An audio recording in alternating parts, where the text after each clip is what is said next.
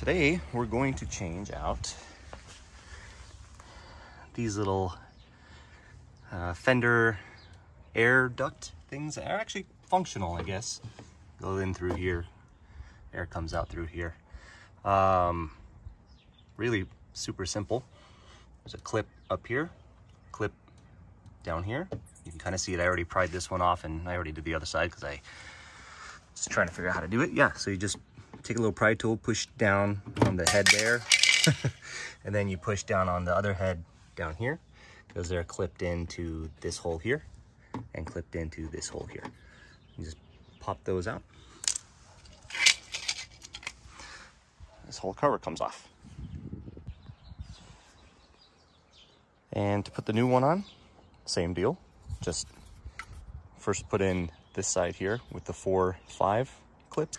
So you put them in clip first like this, those little holder clips, then you just kind of push that in, done.